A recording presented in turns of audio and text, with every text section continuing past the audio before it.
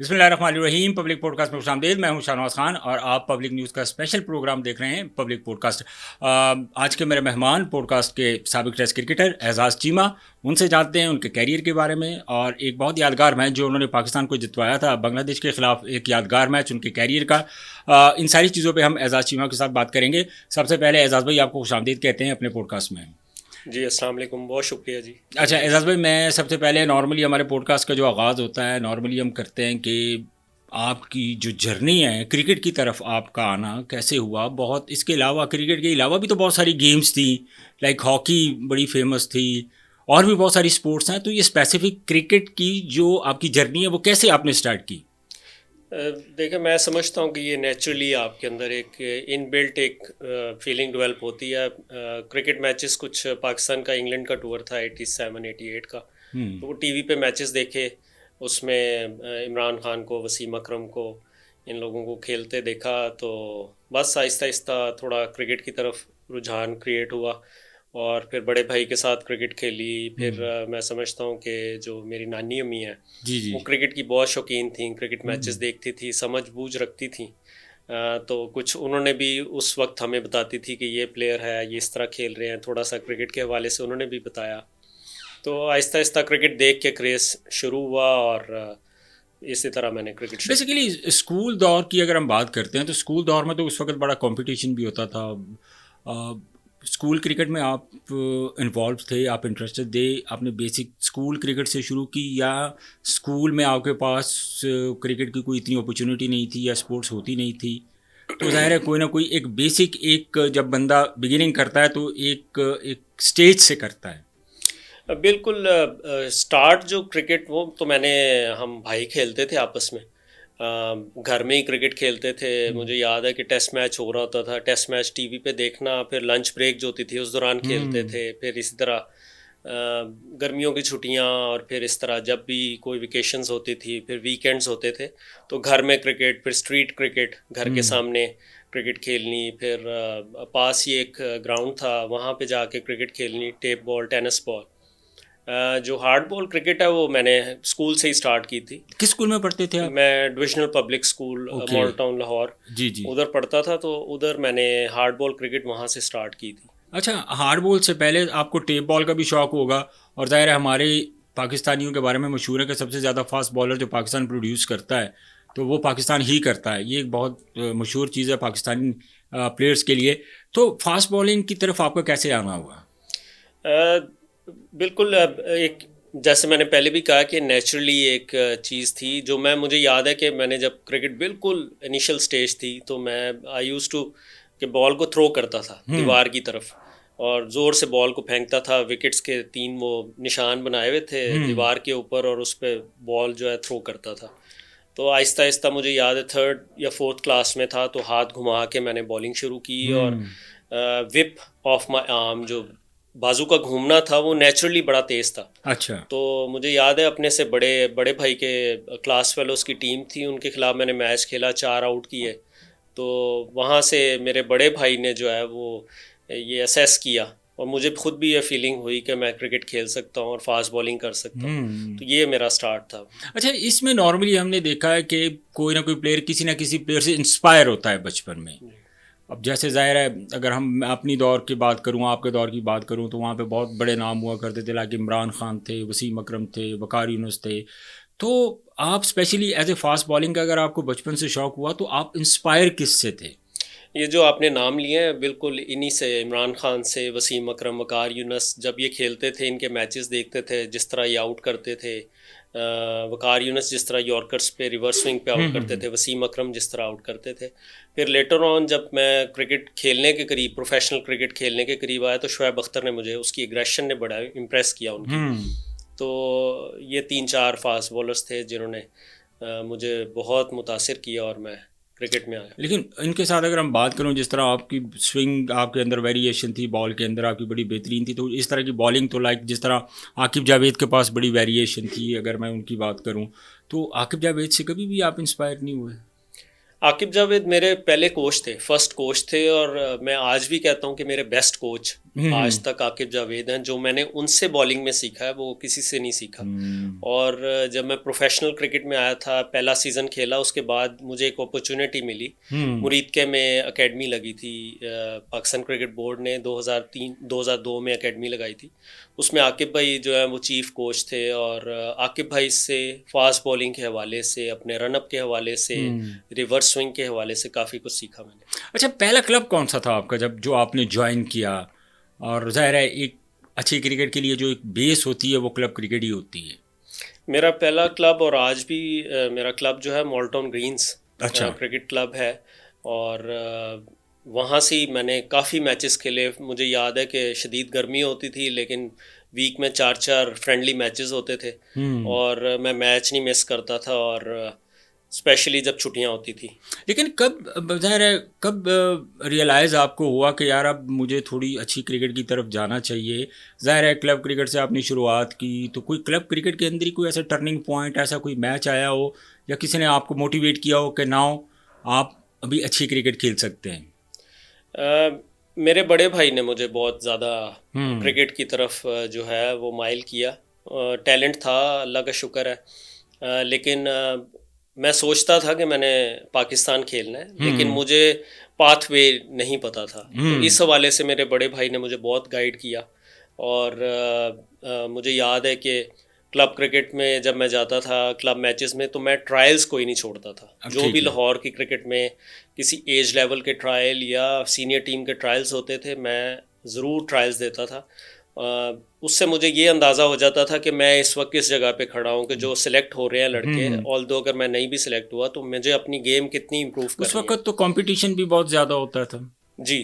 सो अल्लाह का शुक्र है कि नेचुरली पेस थी मेरे पास। तो ऑब्वियसली जब आप पाकिस्तान में ये बहुत ज़्यादा ट्रेंड है, मेरा ख्याल है वर्ल्ड वाइड भी है, कि जब आप नेट्स में या किसी ट्रायल्स में जाके एक पेस के साथ बॉलिंग करें तो वो एकदम आई कैचिंग होता है। तो पेस होने की वजह से मैं आई कैच कर लेता था, और इवेंचुअली फिर मैं 99-2000 में फ़र्स्ट टाइम लाहौर की ग्रेड 2 में सेलेक्ट हुआ था। नहीं, तो इससे पहले आपने अंडर 19 और अंडर 16 वगैरह आप नहीं खेले? नहीं, मैंने एज ग्रुप क्रिकेट बिल्कुल नहीं खेली। उसकी वजह ये थी कि मैं स्कूलिंग थी मेरी, उसके बाद फिर मैं कॉलेज में पढ़ रहा था, फिर यूनिवर्सिटी में। तो मैंने असल में जो अपनी प्रोफेशनल क्रिकेट है वो बी.कॉम ग्रेजुएशन कंप्लीट की, उसके बाद मतलब आप प्रोफेशनली बी काम करने के बाद फिर आप प्रोफेशनल क्रिकेट की जी तरफ आए? बिल्कुल। और मैंने जो है बी.कॉम के बाद भी मैंने एमसीएस के एंट्री टेस्ट दिए थे पंजाब यूनिवर्सिटी में।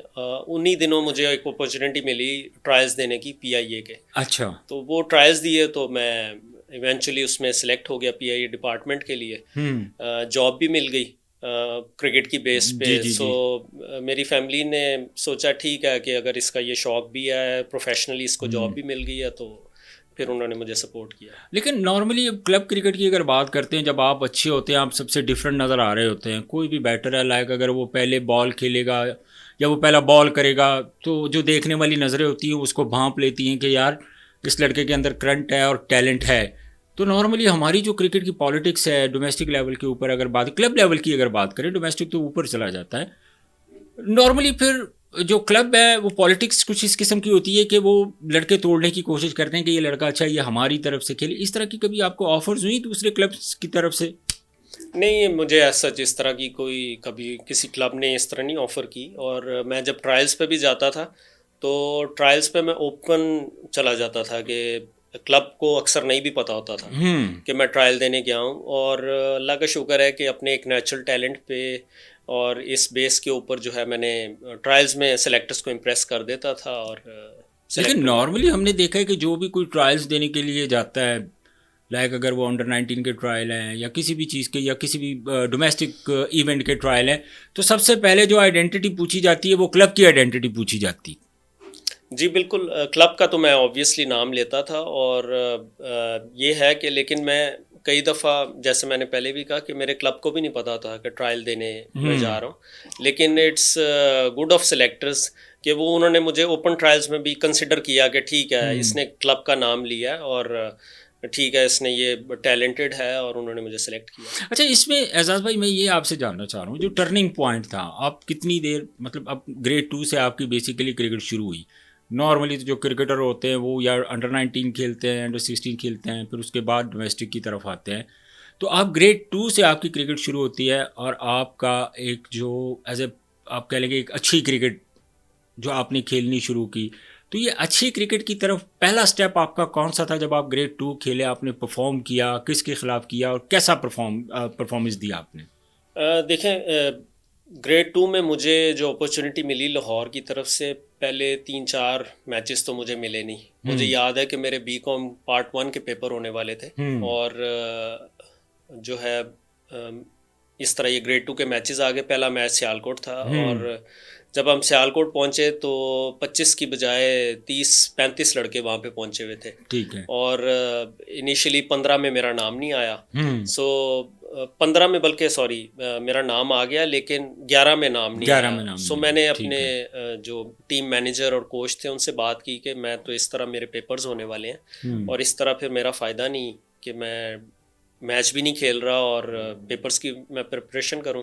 सो उन्होंने एग्री किया इस बात पे और मैं वापस घर आ गया। अच्छा। सो मुझे 3 मैचों के बाद मुझे याद है कि फिर उन्होंने साहिवाल में मेरा ग्रेड 2 का डेब्यू हुआ था, बिस्किट फैक्ट्री ग्राउंड में। तो वहाँ पे टोटली स्पिन विकेट थी, बड़ी मशहूर विकेट है, ग्राउंड थी वो, बिस्किट फैक्ट्री की ग्राउंड होती थी। तो अच्छी स्पिन विकेट थी लेकिन मतलब स्पिनर्स के लिए फ्रेंडली थी।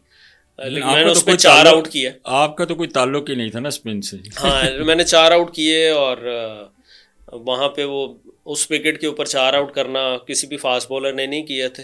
तो ये मेरा स्टार्ट था। बस मैंने एक ही ग्रेड 2 का मैच खेला। अच्छा। और फिर जो मुझे जो आपका जंप था फिर वो डिपार्टमेंट क्रिकेट का था? जी बिल्कुल, वो डिपार्टमेंट क्रिकेट था जब आपने पीआईए के ट्रायल दिए? जी, क्योंकि मैंने आपको पहले भी बताया मैं एज ग्रुप क्रिकेट बिल्कुल नहीं खेला था। ये ग्रेड 2 मेरी फर्स्ट ब्रेक थी। उसके बाद जो मुझे टर्निंग पॉइंट था वो मुझे डिपार्टमेंट के, जब मैंने पीआईए के ट्रायल दिए कराची जाके, उसमें मुझे जब मेरी सिलेक्शन हुई तो डिपार्टमेंट मिला और मुझे फर्स्ट क्लास डेब्यू मेरा फिर पीआईए की तरफ से लाहौर में ही एलसीसीए ग्राउंड पे केरल के खिलाफ। अच्छा, नॉर्मली हमने देखा है कि जब आपकी पहली एक अर्निंग होती है, जब आप अपने घर वालों को कुछ अर्न करके देते हैं, तो आपकी पहली अर्निंग कितनी थी और किस इवेंट से आपने पहली अर्निंग जो है वो अपने घर वालों को दी, या घर वाले इंटरेस्टेड नहीं होते थे कि यार जो आपके पास है उतना चाहिए? हाँ नहीं, घर वाले तो ऑब्वियसली वो इस पे बैंक नहीं कर रहे थे कि मैं कुछ, लेकिन वो इस चीज़ पे खुश थे कि ये इसको जो शौक़ है उसमें इसको प्रोफेशनली एक अपॉर्चुनिटी मिल गई है पीआईए की तरफ से, उसको जॉब भी मिल गई है। सो वो इस चीज़ में खुश थे। और जहाँ तक पहली अर्निंग की बात है, आई थिंक 5,000 मुझे पहली पे मिली थी। अच्छा। और ये ग्रेड 2 में जब आप थे या पीआईए की तरफ से? पीआईए की तरफ से। ओके। तो ग्रेड 2 में तो डेली अलाउंस होता था, डेली अलाउंस वगैरह होता था उस ज़माने में। तो बिल्कुल मेरा ख्याल है 150 रुपया पर डे था। पर डे होता था, उसमें से आपने खाना भी अपना खाना है। वो तो उसमें से मैं कुछ नहीं ऐसा बचा सका था कि कर देता। और बस पीआईए की ये मेरी पहली अर्निंग थी। लेकिन पीआईए में आप कितना खेले, फिर कितनी देर आप उस सीज़न में आपने कितने मैचेस खेले, और परफॉर्मेंस का भी हमें बताएं कि परफॉर्मेंस आपकी क्या थी, और देन नेक्स्ट स्टेज पे आपकी जो एक लाइफ टर्निंग जो होता है जिसे हम टर्निंग पॉइंट कहते हैं लाइफ का, वो कौन सा था? पहले सीज़न में पीआईए की तरफ से 2001 में जब मेरा डेब्यू हुआ था, मैं 3 मैच खेला था। पीआईए की तो टीम भी बहुत तगड़ी थी। जी, उस वक्त मुझे याद है कि मैं एक अकेला प्लेयर था, वो बल्कि आज भी पिक्चर भी है मेरे पास, जो अननोन प्लेयर थे, जो पाकिस्तान की तरफ से नहीं खेले हुए। वो इतनी बड़ी टीम थी, उसमें वसीम अकरम, मोइन खान कैप्टन थे, वसीम अकरम थे, और जो है सारे ही तकरीबन जो पाकिस्तान के टेस्ट क्रिकेटर हैं या पाकिस्तान से बाद में खेले, वो सब उसमें थे। और मैं अकेला एक प्लेयर था जो पाकिस्तान रिप्रेजेंट नहीं किया हुआ था। वो 2002 की एक पिक्चर भी है मेरे पास, पीआईए की फाइनल था वनडे टूर्नामेंट का, डोमेस्टिक का। उस पिक्चर में सिर्फ एक मैं प्लेयर था जो अनकैप्ड था, बाकी सब। और एक गालबन आपके साथ होंगे नदीम अफजल। नदीम अफजल जो है मेरे से एक सीज़न पहले वो खेल के उनका वो ख़त्म कर चुके थे वो पीआईए से। अच्छा वो उन्होंने मेरे ख्याल वो छोड़ गए थे पीआईए। ठीक है। हाँ जी, वो सीट पे फिर थे, जॉब कर रहे थे पीआईए, और प्रोफेशनल क्रिकेट एज सच उनकी पीआईए से तब ख़त्म हुई। पीआईए से, क्योंकि हमने देखा जब पीआईए की टीम होती थी तो ऐसे ही लग रहा होता था जैसे पूरी पाकिस्तान की टीम खेल रही है। ऐसे इतने बड़े बड़े इवेंट्स होते थे क्योंकि सारे सुपरस्टार उस वक्त पीआईए की टीम में खेल रहे होते। तो पीआईए की तरफ से आपने पहले सीजन में कितने मैचेस खेले थे? मैंने 3 मैच खेले थे और कोई 4-5 आउट किए थे। अच्छा। और फिर इसी तरह मेरा करियर जो शुरू में मैं अगर बताऊं तो मैंने थैंक्स टू पीआईए मैनेजमेंट के उन्होंने मुझे मौके दिए। पहले 34 मैचेस में मेरे सिर्फ 67 आउट थे। अच्छा, तो लेकिन कितने सीजन आप खेले पीआईए की तरफ से? पीआई की तरफ से मैं 17 सीज़न खेला हूँ। 17 सीजन? 2019 तक खेला हूँ मैं पीआई की तरफ से। ओके। और 2001 में मेरा स्टार्ट हुआ था। और इस तरह था कि पहले 34 मैचेस में मेरे 67 आउट थे। और उसमें जो है ज़्यादातर मैचेस मैंने पीआई की तरफ से खेले थे और कुछ मैच लाहौर की तरफ से खेले। कुछ लाहौर की तरफ से खेले थे, लेकिन इसके बाद आपने कोई डिपार्टमेंट ज्वाइन किया? नहीं, मैंने पीआईए थ्रू आउट मेरा कैरियर पीआईए डिपार्टमेंट रहा और रीजन मेरा लाहौर रीजन से मैं खेलता रहा। तो और उस वक्त जब आप पाकिस्तान खेले हैं, जब पाकिस्तान में आपका डेब्यू हुआ, तो ज़ाहिर है वो भी तो एक प्रोसेस है ना कि आप कैंप में जाते हैं, फिर आपकी अगर परफॉर्मेंस अच्छी होती है डोमेस्टिक में फर्स्ट क्लास में, चाहे आप डिपार्टमेंट क्रिकेट की तरफ से खेल रहे हैं, रीजन की तरफ से खेल रहे हैं, आप किसी भी जो है ना डिपार्टमेंट की या रीजन की नुमाइंदगी कर रहे हैं, अगर आप प्रोमिनेंट हैं, आपकी परफॉर्मेंस अच्छी रही है, तो ही आपको कैंप में बुलाते हैं। तो वहाँ तक का सफर कैसा वो था? मैं इसी तरह था कि जब 67 आउट किए 34 मैचों में, तो मेरा जो कैरियर का टर्निंग पॉइंट था, मेरा पाँव टूट गया। पीआई की तरफ से फर्स्ट क्लास मैच खेलते हुए कजाफी स्टेडियम में फैसलाबाद के अगेंस्ट पाँव टूटा, तो मेरा तकरीबन 1.5 साल क्रिकेट से मैं बाहर हो गया। और मैं यहाँ पे अपनी मिसाल दे के कुछ यंग क्रिकेटर्स को भी एक मैसेज देना चाहता हूँ। वो इसी हवाले से कि जब आप हार्ड वर्क ना करें, आप में टैलेंट हो भी, तो आप ज़्यादा देर हाई लेवल पे क्रिकेट में सरवाइव नहीं कर सकते। तो जब मुझे इंजरी हुई, क्रिकेट की इंजरी हुई, तो तब मुझे एहसास हुआ कि अगर मुझे प्रोफेशनल क्रिकेट टॉप लेवल पे खेलनी है तो मुझे अपनी फ़िटनेस का बहुत ख्याल रखना है। ठीक है। सो मैंने जब वो उस कम बैक करने के लिए जो मैंने हार्ड वर्क किया, जो 1.5 साल मैं क्रिकेट से बाहर रहा, और फिर मैंने जो 4-5 महीने कम बैक करने के लिए जो हार्ड वर्क किया, वो मैं जब क्रिकेट में वापस आया तो मुझे उसका तो आप इस दौरान आपने कभी ये चीज़ आपके ख्याल आया आपके दिल में कि यार अब अगर मेरा पाँव फ्रैक्चर हो गया, टूट गया, तो मेरी जो क्रिकेट है वो ख़त्म हो चुकी है? नहीं, ख्यालात तो आते हैं इंसान के दिल में। थी थोड़ी बहुत नेगेटिव थॉट्स, लेकिन ये फीलिंग थी एक स्पोर्ट्समैन होने की वजह से कि फाइटिंग स्पिरिट थी। सो वो मुझे याद है कि मैंने जो है वो अपनी मेहनत शुरू की, 4-5 महीने खूब मेहनत की, जिम वर्क किया। पहले मैंने ट्रेनर्स के अंदर बॉलिंग, क्योंकि पाँव टूटा था। ये किस तरह टूटा, किस तरह था एक्चुअली आपका? ये मेरा राइट फुट में जो एक मेटाटार्सल होती है, जो पूरी हड्डी टूट गई थी, और उसमें फिर मेरा ऑपरेट हुआ था, 2 नेल्स डले थे, और 2 महीने के बाद वो ऑपरेट होके नेल्स बाहर निकल आए थे। और जब मैंने इतनी मेहनत नहीं की और दोबारा अगले सीज़न कैंप के लिए पीआई के गया, तो उसी तरह की शदीद दर्द थी। वापस आया, वापस आने के बाद जो है फिर मैंने अपनी ट्रेनिंग स्टार्ट की, और तकरीबन 2007 में फिर मेरा कम बैक हुआ। और फिर 2007 से ऑनवर्ड्स जब भी मैं पीआई से अगले 4 सीज़न में टॉप करता रहा विकेट्स में। ठीक है। तो जो पहले 34 मैचों में मेरे 67 आउट थे, अगले जो मैंने तकरीबन 106 मैचों में 505 आउट किए। ज़बरदस्त। तो वो जो है, ये मेहनत जो है, जो जिस तरह का मैंने हार्ड वर्क किया, फिर मैंने थ्रू आउट जब तक मैं रिटायर नहीं हुआ, उस तरह की मैंने हार्ड वर्क करता ही रहा हर सीज़न। क्योंकि मुझे उसका एक पता चल गया कि अगर मेहनत करूँगा तो अल्लाह ताला मेहनत का सिला ज़रूर देता है, ऑब्वियसली। सो इसी तरह खेलते हुए 2007 में, फिर 8, 9, 10 में फिर जो मेरा सीज़न था, मुसलसल मैं पीआईए से टॉप करता रहा। 10 में जो मैं सीज़न खेला, उसमें मैंने 8 मैचों में 56 आउट किए। ज़बरदस्त। तो मेरा फिर नाम आ गया वेस्ट इंडीज़ के खिलाफ, जो 2011 के वर्ल्ड कप के फ़ौरन बाद मेरा पाकिस्तान टीम में नाम आया वेस्ट इंडीज़ के टूर के लिए। यस, मुझे याद आ गया, आप टॉप परफॉर्मर अपने सबसे ज़्यादा आउट किए थे, और ये उस वक्त बातें चल रही थी कि एजाज चीमा ने पीआईए की तरफ से खेलते हुए टॉप किया था गालबन आपने उस जी। और मेरे से एक वो सदफ हुसैन एक फास्ट बॉलर था, उन्होंने टॉप किया था, और उन्होंने मैचेस ज़्यादा खेले थे उसमें, और फिर मैंने दूसरे नंबर पे आउट किए थे। लेकिन मैंने उस सीज़न के अंदर 6 5 विकेट हॉल और 3 10 विकेट हॉल्स एक ही सीज़न में लगाए थे। ठीक है। सो वो आउटस्टैंडिंग परफॉर्मेंस थी, लेकिन अनफॉर्चुनेटली नाम आया, लेकिन मैं अनफिट हो गया। तो अब नहीं खेल सके? मैं नहीं जा सका। सदफ हुसैन गया था, वो खैर साइड मैचेस में उसकी परफॉर्मेंस नहीं रही थी, वो नहीं खेल सका और फिर ड्रॉप हो गया। उसके बाद जिम्बाब्वे का टूर था, तो मैं इंग्लैंड गया था मेरा लीग में कॉन्ट्रैक्ट हुआ था। मैंने कहा कि अब वेस्ट इंडीज़ तो जा नहीं रहा, तो मैं क्रिकेट खेलता हूँ यहाँ पे। मैं ख्वाजा नदीम साहब जो जी जी लाहौर जी रीजन के प्रेसिडेंट हैं, जी जी उनसे मैंने रिक्वेस्ट की थी कि जून में एक जो T20 लाहौर का है उसमें मुझे प्लीज़ मेरा नाम दीजिएगा, मैं फ़िट हो चुका हूँ तो मैं इंग्लैंड से वापस आ जाऊँगा।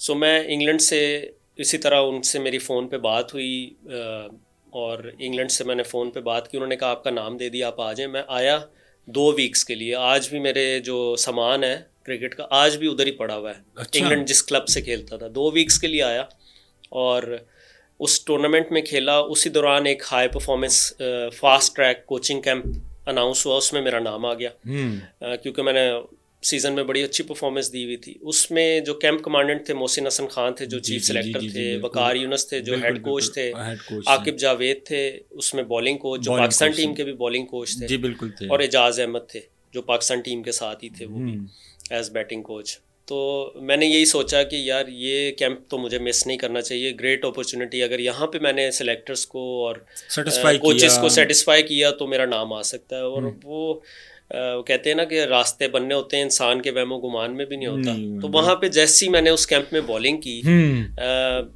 वो सबको उसने बहुत मुतासिर किया और इस तरह मेरा फिर जिम्बाब्वे के लिए नाम आया। अच्छा, जिम्बाब्वे में जब आपका पाकिस्तान टीम के लिए नाम आया एजाज भाई, तो एक्साइटमेंट लेवल किस मुकाम पे था, किस जगह पर था, और आप कितने एक्साइटमेंट थे आपकी या घर वालों की कि जो एक बंदा इतनी लंबी जर्नी और उसके बाद इतनी हर्डल्स आती हैं, और फिर जब आप एक जो गोल आपने सेट किया होता है, जब आप वहाँ पे पहुँचते हैं तो फीलिंग्स क्या थी उस वक्त? फीलिंग्स तो ऑब्वियसली आउटस्टैंडिंग सोए थी। तो और नहीं होंगे। उसको मैं अगर उस लम्हे को याद करूं तो मुझे याद है कि वहाब रियाज जो है हम एक ही क्लब से खेलते हैं, अच्छा। तो मॉल्टन ग्रीन से खेलते थे। तो वहाब की मुझे कॉल आई कि टीवी लगाओ तुम्हारा नाम आ गया। सो मैं एक्साइटेड हो गया, ऑब्वियसली घर में भागता फिर वो टीवी लगाया, उस पर मेरा नाम चल रहा था, टिकर चल रहा था। तो ऑब्वियसली इसीलिए क्रिकेटर मेहनत करता है और कि उसने इवेंचुअली पाकिस्तान को खेलना चाहता है, पाकिस्तान रिप्रेजेंट करना चाहता है। तो बहुत बड़ा लम्हा था मेरे लिए, और ऑब्वियसली मेरी फैमिली ने भी उस लम्हे को एंजॉय किया, और अल्लाह का शुक्र है। एक ग्रेट अपॉर्चुनिटी होती है किसी भी प्लेयर की, किसी भी क्रिकेटर की, एक ड्रीम होता है जो वो पूरा होता है। तो नॉर्मली जब आप पाकिस्तान की तरफ से खेलें तो जाहिर है पहला मैच आप जब आपका डेब्यू, तो बहुत सारे ऐसे प्लेयर्स हैं। अच्छा, क्रिकेटर मैं अगर अपनी बात करूं तो किसी बड़े इवेंट में जब पहला बॉल फेंकने जा रहे हैं तो वहाँ बड़ा प्रेशर और टांगें ऐसे कांप रही हैं पहले 1-2 बॉल्स के लिए। तो उस वक्त आपके ऊपर भी कोई प्रेशर था इस वक्त जब आप डेब्यू में पहला ओवर कर रहे थे? देखिए मेरा डेब्यू जो हुआ था उस जिम्बाब्वे सीरीज़ में सिर्फ एक टेस्ट मैच था, और मैं हर लिहाज से इस सोच में था कि यार ये मुझे अपॉर्चुनिटी मिलनी चाहिए। उसके बाद पता नहीं मैं टेस्ट क्रिकेटर बन सकूंगा कि नहीं, ये एक टेस्ट है इस सीरीज़ में। और बस इसी तरह था कि जब खेला तो फॉर्चुनेटली अच्छी बात ये थी कि टेस्ट डेब्यू हुआ मेरा, क्योंकि टेस्ट मैच में आपको टाइम मिल जाता है, आपको अपनी नर्व्स को नॉर्मल करने के लिए, नॉर्मलाइज करने के लिए टाइम मिल जाता है। बिल्कुल ऐसे ही। तो वो जब मेरा टेस्ट डेब्यू हुआ, ऑब्वियसली मैं देखा करता था ओलंपिक्स में ना किसी मुल्क का झंडा ऊपर जाते जो गोल्ड मेडल जीतता था, तो वो मेरे रोंगटे खड़े कर देता था। तो जब मैं जो टेस्ट कैप मिली, ये फीलिंग्स थी जी, ये फीलिंग्स थी। जब टेस्ट कैप मिली मुझे, हमारे मैनेजर थे नवीद अकरम चीमा, उन्होंने मुझे टेस्ट कैप दी, और पाकिस्तान का उस वक्त राना चल रहा था। तो वो जो एक सारी इतने साल की 10 साल की डोमेस्टिक की मेहनत थी, और वो सारा वो एक मेरी ड्रीम जो कम ट्रू हुई, वो मेरे लिए ना, मैं उसको उस लम्हे को जो है वो आज तक नहीं भूलता। और मुझे याद है कि मैं रोया था उस पे ना, मुझे बाकायदा आंखों में आंसू आ गए थे, इतने इमोशनल हो गए थे। तो जब टेस्ट डेब्यू हुआ तो आहिस्ता आहिस्ता नर्व्स मेरी काम डाउन हुई और बॉलिंग स्टार्ट की जब, तो 17 ओवर तक मैंने कोई आउट नहीं किया था। बॉल भी पुराना हो चुका था, बॉल भी पुराना हो गया हुआ था, और पहले दिन का खेल ख़त्म हो गया। सईद अजमल जो हैं उन्होंने 4 आउट किए हुए थे, और उनके 4 ही आउट थे जिम्बाब्वे के। और मुझे याद है कि कूल डाउन करते हुए शाम को एक सीनियर प्लेयर ने कहा कि कितनी मुश्किल होती है, आज तुम्हें पता लगा है। मैंने कहा कोई बात नहीं, अभी 6 विकेटें बाकी हैं। अच्छा। तो अगले दिन जब स्टार्ट हुआ तो लंच से पहले मैंने बॉलिंग की, बड़ा डेस्परेट होके मैंने आउट करना है किसी तरह, लेकिन वो एक गली से भी कैच निकला, खैर कैचेबल था, लेकिन वो दूर से उस तरह नहीं गुजर गया। तो लंच में फिर मुझे प्लेयर ने कहा कि यार देखो कितनी टफ क्रिकेट है। मैंने कहा कोई बात नहीं, अभी 5 विकेटें बाकी हैं। वो जो एक अगली विकेट थी वो जुनैद खान ने ली थी, और मेरा और जुनैद खान का इकट्ठा डेब्यू हुआ था। तो वो लंच के बाद मुझे कप्तान थे मिसबाह हक, उन्होंने कहा कि आपने जाके बॉलिंग करनी है। सो मैंने बॉलिंग स्टार्ट की, तो अगले 4 ओवरों में मैंने 4 आउट कर दिए, ज़बरदस्त। और रिवर्स स्विंग स्टार्ट हो गई हुई थी, और इस तरह मैंने 4 ओवरों में 4 आउट किए। उनकी टीम ऑल आउट हुई, और सेकंड इनिंग में हमने अपनी फर्स्ट इनिंग में पाकिस्तान ने उनसे 60-70 रन्स की लीड ली। सेकंड इनिंग में मैंने जब बॉलिंग स्टार्ट की तो सेकंड इनिंग में मैंने 4 आउट कर दिए। ज़बरदस्त। और पाकिस्तान की तरफ से उस वक्त सेकंड बेस्ट डेब्यू था मोहम्मद जाहिद के बाद, मोहम्मद कि जाहिद का था, और एक उसके मैच बाद में 8 आउट करने, और वो सेकंड बेस्ट डेब्यू हो गया पाकिस्तान की तरफ से। इस तरह ये मेरा टेस्ट। अच्छा, रिवर्स पे आपको कंट्रोल था, या मतलब ज़ाहिर है 10 साल का अगर आपका डोमेस्टिक का एक्सपीरियंस है, सो आप कह लें कि बहुत बड़ा एक्सपीरियंस है, अब बहुत कुछ सीख लेते हैं। इसीलिए तो हम खुद भी हर जगह भी यही बात करते हैं कि आप प्लेयर्स को जितना ज़्यादा, हमारे जो प्लेयर्स हैं वो डोमेस्टिक क्रिकेट खेलेंगे, फर्स्ट क्लास क्रिकेट खेलेंगे, उतना ही वो इंटरनेशनल क्रिकेट में मैच्योर होंगे। सो क्या इन डोमेस्टिक क्रिकेट, और जब आपका डेब्यू हो रहा था, रिवर्स स्विंग जो आपकी एक आइडेंटिटी बन गई थी, उसके ऊपर आपको कंट्रोल था? आपने कौन आपका, इसको अगर मैं कह लूँ कि आपका टीचर था, कौन था जिससे आपने रिवर्स स्विंग सीखी और आपका वो कंट्रोल बड़ा बेहतरीन था? एक तो जो है आप टीवी पे देखते हैं, जब वसीम अकरम को, वकार यूनुस को रिवर्स स्विंग करते देखता था मैं, वो बड़ा मैं क्लोजली ये सारी चीज़ें ऑब्जर्व करता था।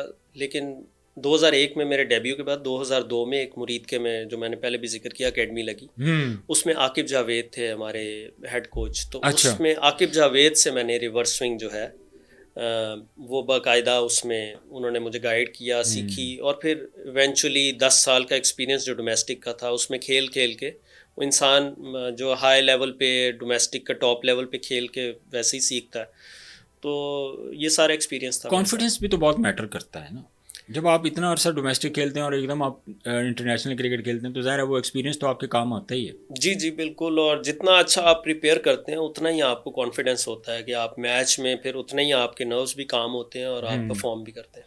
लेकिन इन चीज़ों के दौरान ज़ाहिर है आपका पहला मैच था, वो प्रेशर था, आपने उसमें आउट भी कर दिया, परफॉर्म भी कर दिया। आफ्टर दैट आपने ये रियलाइज़ कर लिया होगा कि अब मेरे कुछ मैचेस जो है ना वो मैं खेलूँगा कंटिन्यूसली। ज़ाहिर है जब बंदा अच्छा परफॉर्म करते हैं तो यही तवक्कुआत होती हैं कि आने वाले कुछ मैचेस में खेलूँगा। लेकिन सडनली आपकी जो, अगर मैं जर्नी की बात करूँ तो बहुत कम टेस्ट मैचेस हैं। उसकी बेसिकली क्या रीज़न थी कि आपको जितनी क्रिकेट, मैं समझता हूँ कि आपको खेलनी चाहिए थी टेस्ट क्रिकेट, एक मैच्योर फास्ट बॉलर जो डोमेस्टिक क्रिकेट खेल के आया, सो इतनी कम टेस्ट क्रिकेट क्यों मिली?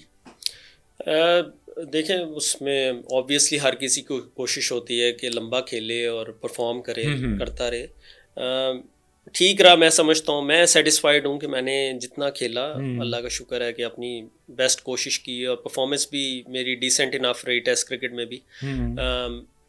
उस वक्त मुझे याद है कि जो हमारी क्रिकेट जो है पाकिस्तान की, दुबई, अबू धाबी में शिफ्ट हो गई थी। बिल्कुल ऐसे तो पाकिस्तान होम ग्राउंड में इतनी क्रिकेट नहीं हो रही थी। सो मैं जो क्रिकेट खेला वो मैं Dubai, Abu Dhabi, Bangladesh, Sri Lanka, यहाँ पे मेरी टेस्ट क्रिकेट रही है। यहाँ पे फास्ट बॉलर्स के लिए ज़ाहिर है वो स्ट्रगल करता है वहाँ पे, और यहाँ पे स्पिनर्स के लिए विकेटें साजगार होती हैं। तो उस वक्त मुझे याद है कि सईद अजमल और अब्दुर्रहमान जो लेफ्ट आर्म स्पिनर थे, ये खेलते थे पाकिस्तान की तरफ से। और एक टेस्ट तो मुझे याद है कि पहली इनिंग में भी 4 ओवर और दूसरी इनिंग में भी इंग्लैंड के खिलाफ 4 ओवर, और एक फर्स्ट न्यू बॉल से और दूसरे 2 ओवर जो है वो सेकंड न्यू बॉल से, इस तरह की बॉलिंग।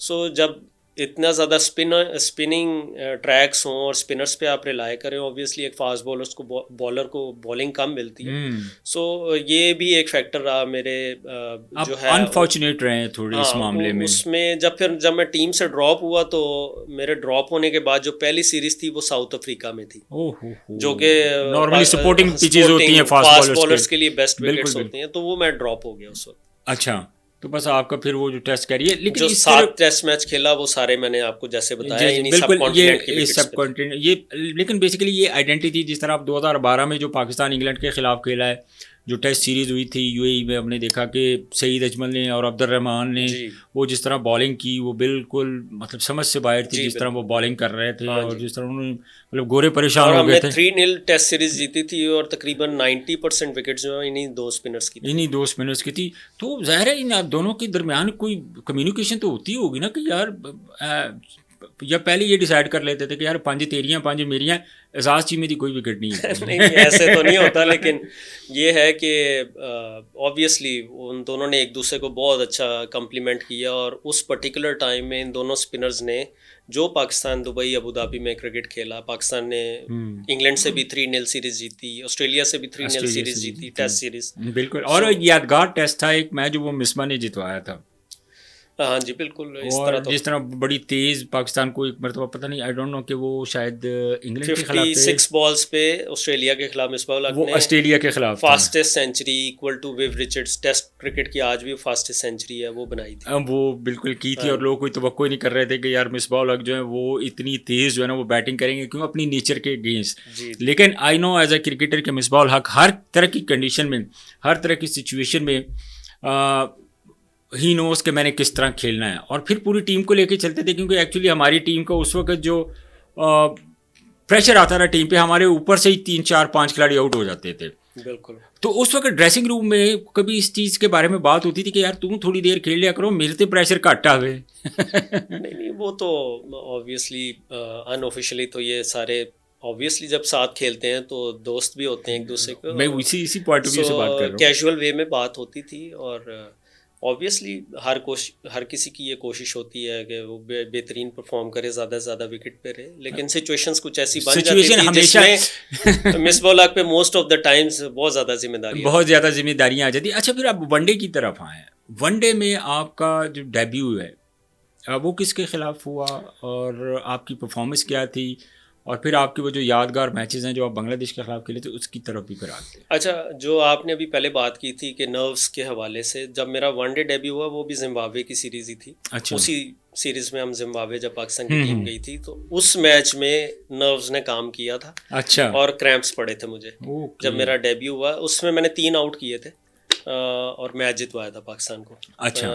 सेकेंड लास्ट ओवर मुझे याद है, 2 ओवर में 19 रन चाहिए थे, मैंने 3-4 रन दिए थे और मैंने टॉप 3 उनके जो एक तो ब्रैंडन टेलर था जो उनका कैप्टन था उस वक्त, वो बहुत अच्छा खेल रहा था, उसको आउट किया था।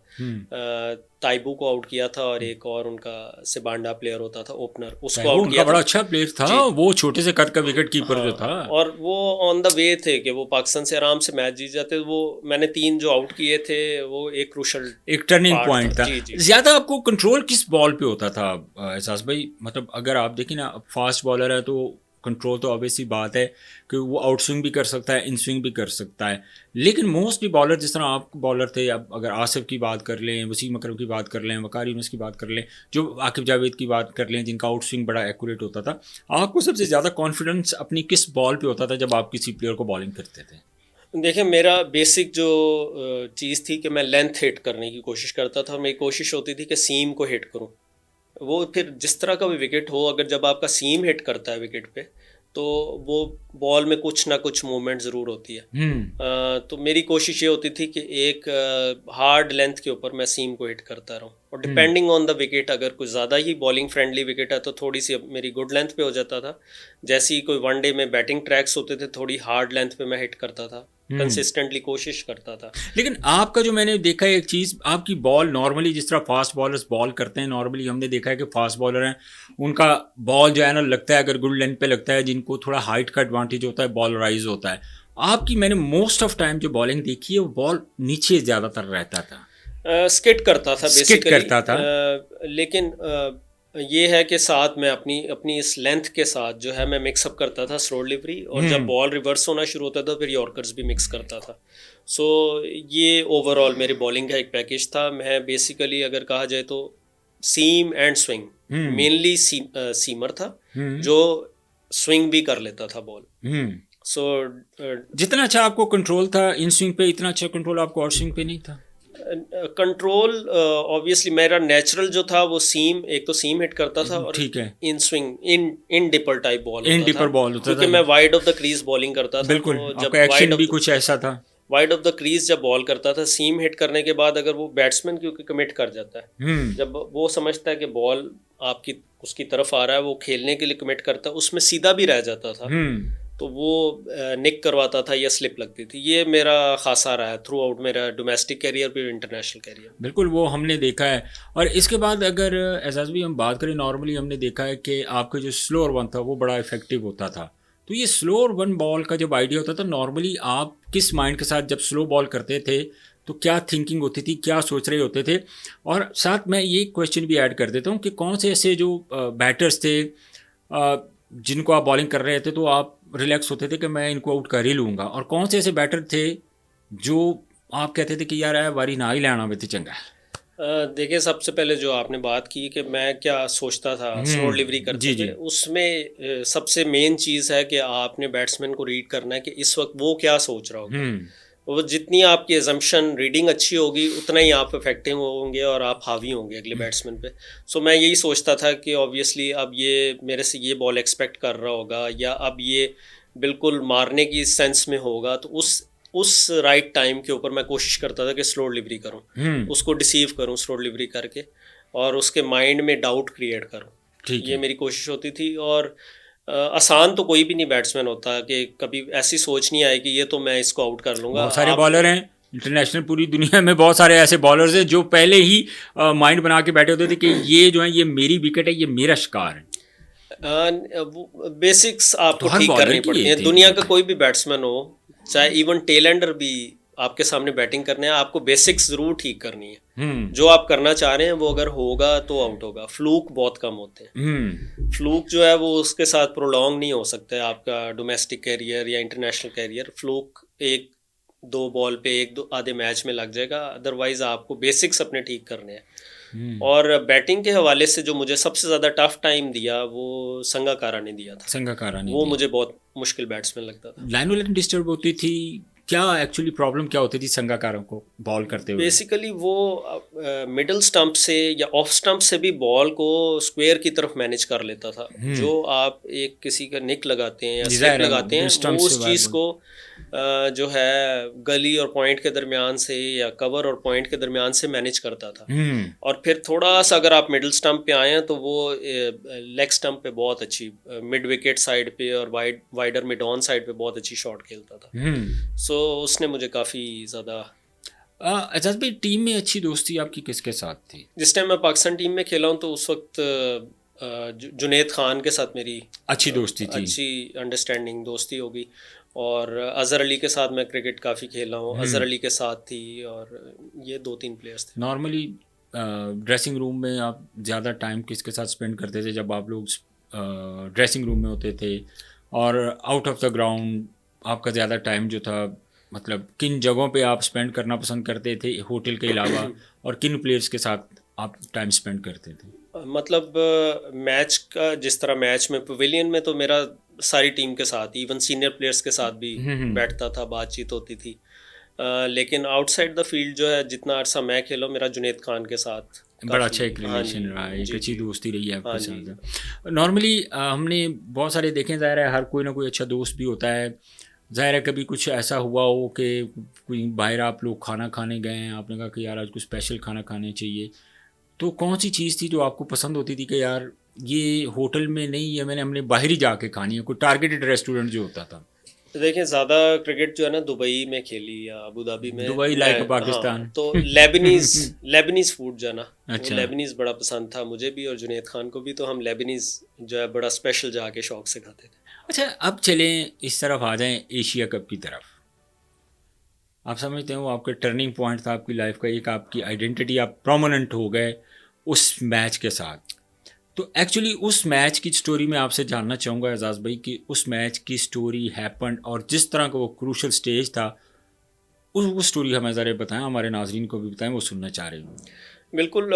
एशिया कप में मुझे याद है कि बांग्लादेश उस टूर्नामेंट में बहुत अच्छा खेल रही थी। और उनका एक तो क्रिकेट में है, वो कभी मेरा ख्याल है उस टूर्नामेंट में जो खेली उससे पहले नहीं खेली थी। जिस तरह की वो क्रिकेट खेली थी, उन्होंने इंडिया को भी टफ टाइम दिया, हरा दिया, श्रीलंका को टफ टाइम दिया, उन्हें भी हरा दिया।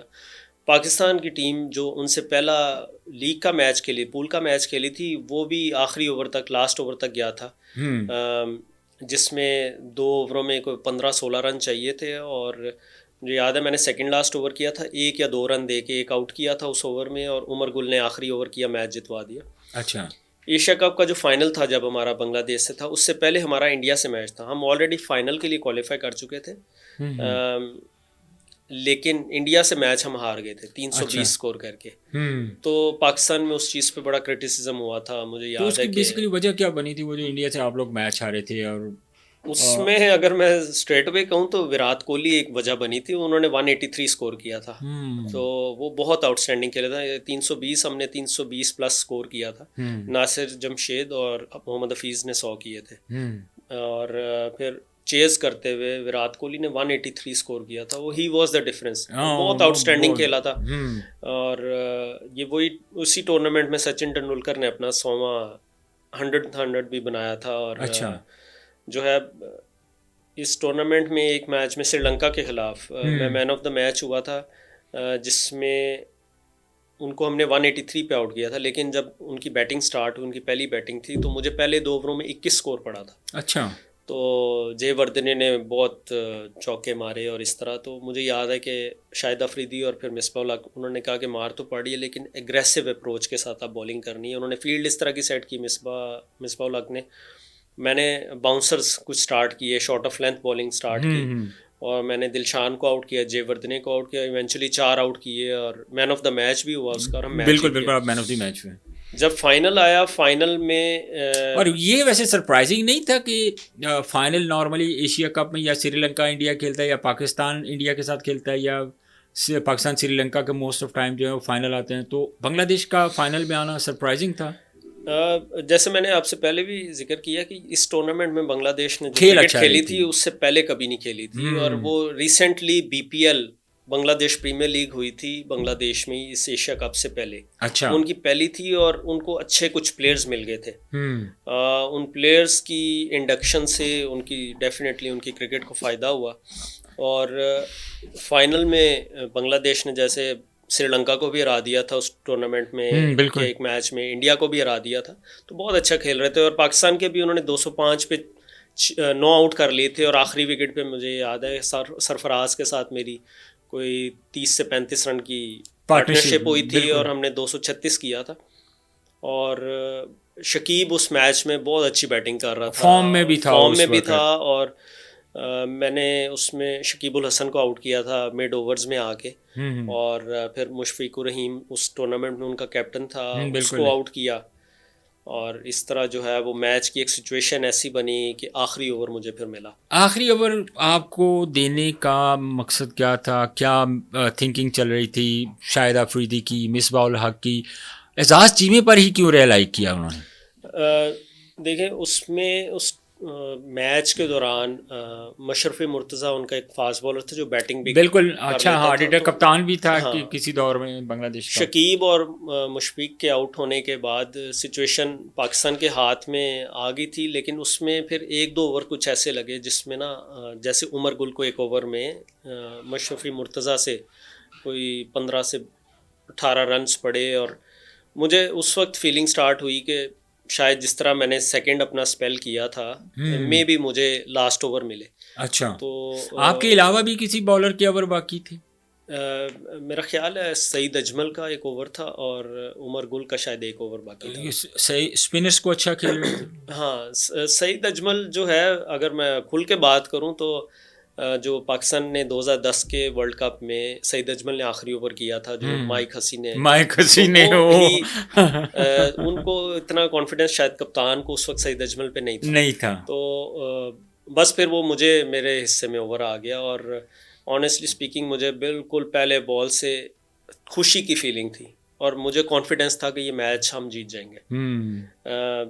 और बॉल बाय बॉल मिसबा भाई के साथ बात करके, कप्तान के साथ फील्ड सेट की उस प्लान के मुताबिक।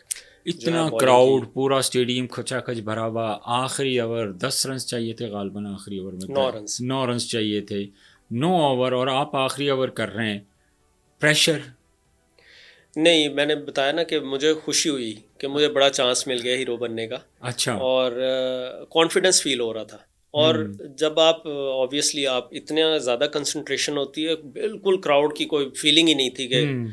जैसे कि क्राउड का कोई प्रेशर होता है, कोई और ऐसी हालांकि फीलिंग। बांग्लादेश का जो क्राउड है वो तो वैसे एजाज भाई इतना क्रेजी जो क्राउड है वहाँ पे, वो तो बर्दाश्त ही नहीं करते हार। हाँ, बस वो ऐसी कोई फीलिंग नहीं थी कि उस वक्त के क्राउड का कोई प्रेशर फील हो रहा था। सारी कंसंट्रेशन ये थी कि बॉल बाय बॉल करना क्या है, किस तरीके से करना है, बॉल हम्म। कौन सा करना है, बैट्समैन की माइंड रीडिंग कि वो अब क्या सोच रहा होगा, किस टाइम पे मैंने स्लो डिलीवरी करी। उस ओवर में मुझे याद है मैंने 3 स्लो डिलीवरीज की थी, अच्छा। और एक स्लो डिलीवरी पे तो मैंने वो उनका अब्दुल रज़ाक, एक लेफ्ट वो आर्म था, स्पिनर लेफ्ट आर्म बैट्समैन था, स्पिनर था और बैट्समैन भी बैटिंग में था। भी हिट कर लेता था, उसको हम्म। मैंने लेग बड़े बिफोर जोर जोर किया। से मारता था वो हाँ, खुजों में। लेग बिफोर किया उसको, और फिर उसको मोहम्मदुल्लाह, उनका जो रिसेंटली अभी रिटायर हुआ है महमूदुल्लाह। प्लेयर, हाँ, उसको मैंने स्लो डिलीवरी की, बीट किया बॉल। और बस वो आखिरी बॉल तक ऐसा ही था कि हर चीज़ प्लान।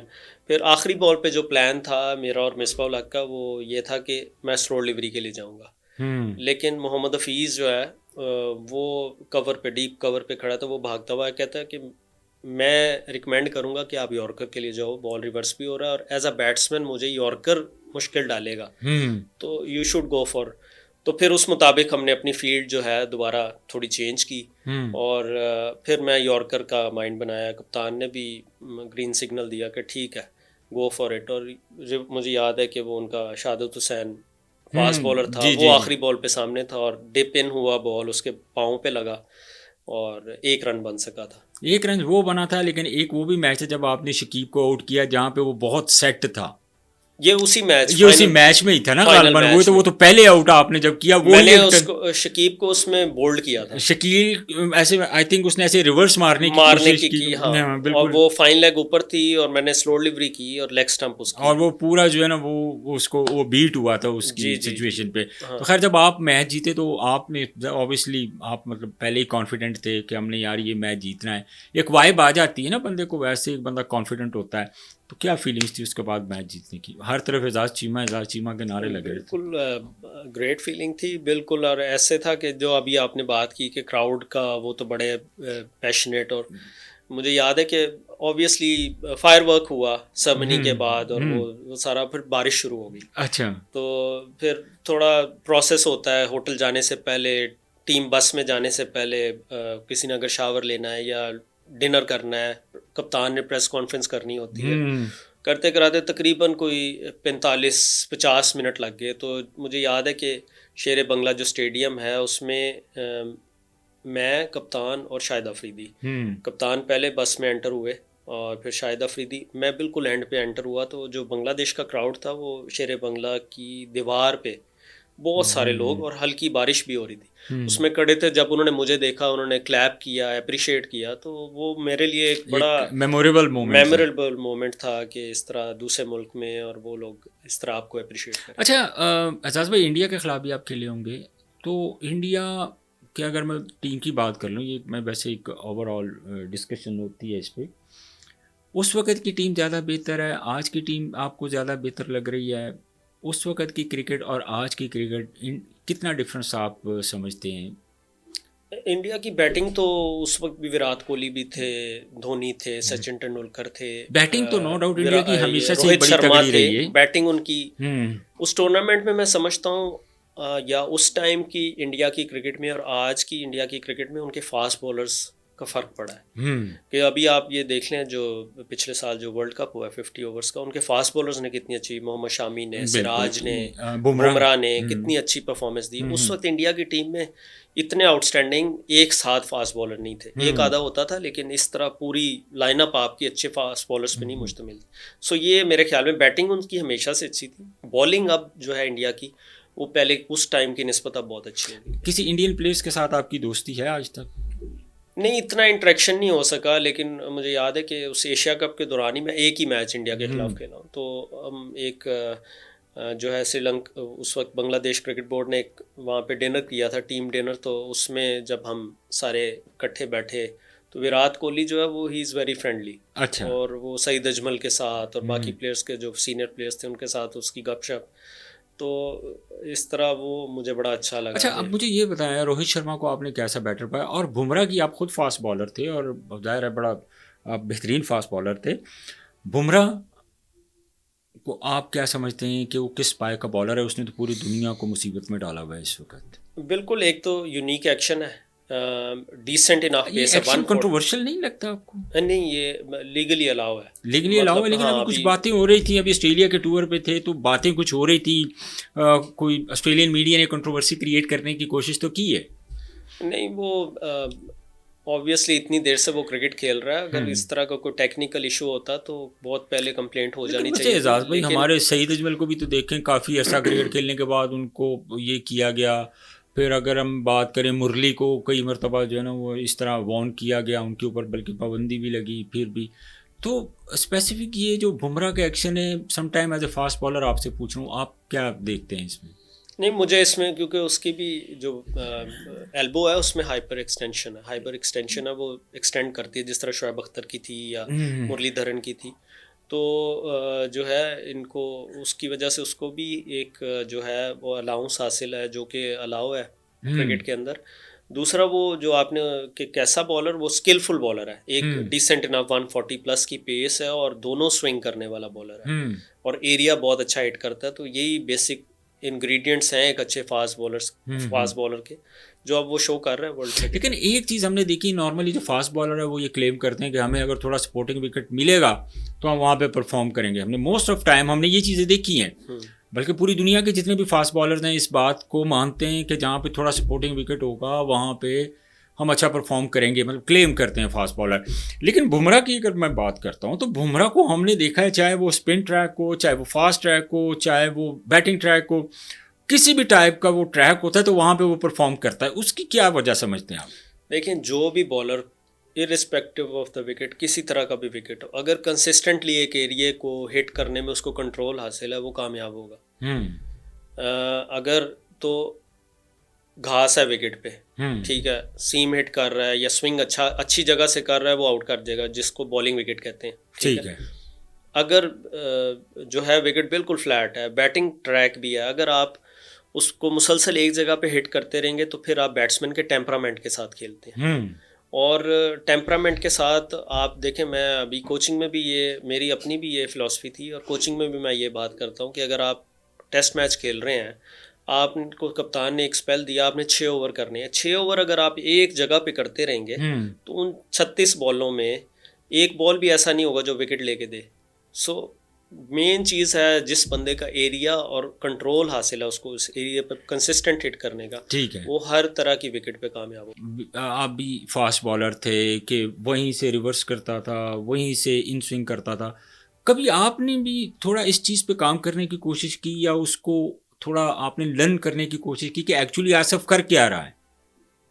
नहीं, मेरी भी कोशिश यही होती थी कि एरिया को हिट करूं और हाँ, उसके पास एक एडिशनल चीज़ ये थी कि वो कंट्रोल के साथ बॉल अंदर बहुत अच्छा ले आता था और साथ ही साथ बाहर भी निकाल लेता था। लेकिन ये जो स्पेशल उसकी जो बॉल थी, वो वॉबली सीम के साथ जो बॉल करता था, एरिया प्लस जो वॉबली सीम के साथ जो बॉल है, उसने उसको बहुत विकेटें दिलवाई हैं और बैट्समैनों के जहनों में डाउट क्रिएट किया उस बॉल ने कि वो अक्सर उसका फिर सीधे बॉल पे भी वो आउट हो जाते थे। वो तो खुद कहते हैं कि जब मैं बॉल करता था तो पहले तो बैट्समैन को मैं पक्का करके आउट करता था कि मैंने अगर 4 आउट स्विंग की है तो वो यही सोच रहा होता था कि यार अब इन स्विंग आएगी, अब इन स्विंग आएगी, लेकिन उसको तवक्को भी नहीं होती थी। मैं समटाइम एक ओवर में 6 के 6 बॉल ही आउट स्विंग कर देता था, सिर्फ बैट्समैन को कॉन्फिडेंस देने के लिए कि यार बैट्समैन को मैंने डिसीव करना है कि कौन सा बॉल अंदर आना है।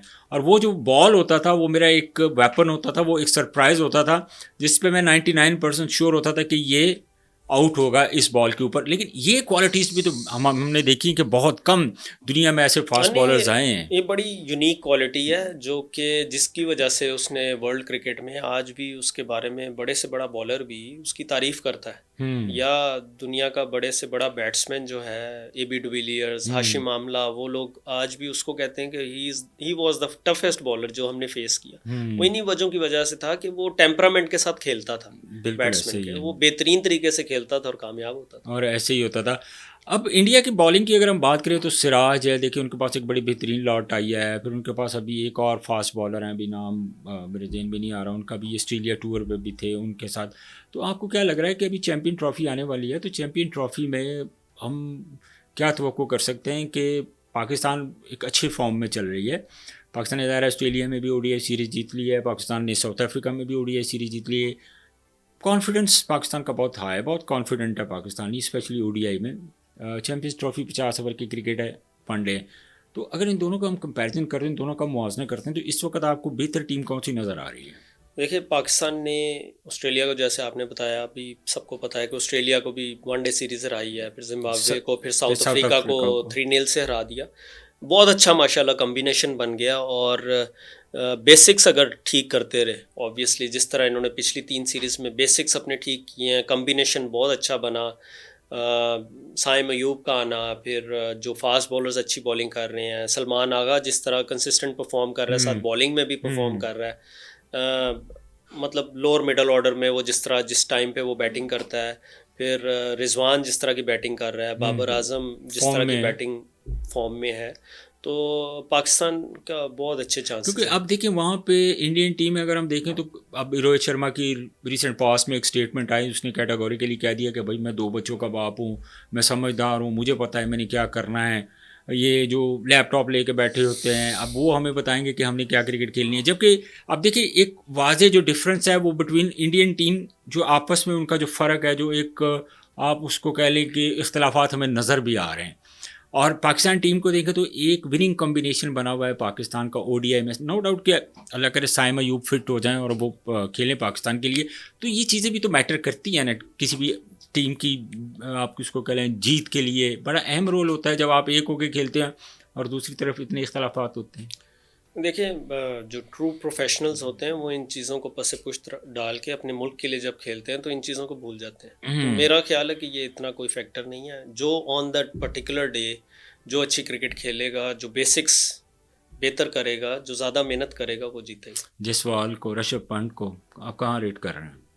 जायसवाल बहुत अच्छा उनको एक प्लेयर मिला है, और ऋषभ पंत ने जिस तरह की उसका हॉरिफिक एक्सीडेंट हुआ था और कम बैक किया क्रिकेट में, वो तो ऐसा लग ही नहीं रहा उसके करियर में कोई ब्रेक भी लगा।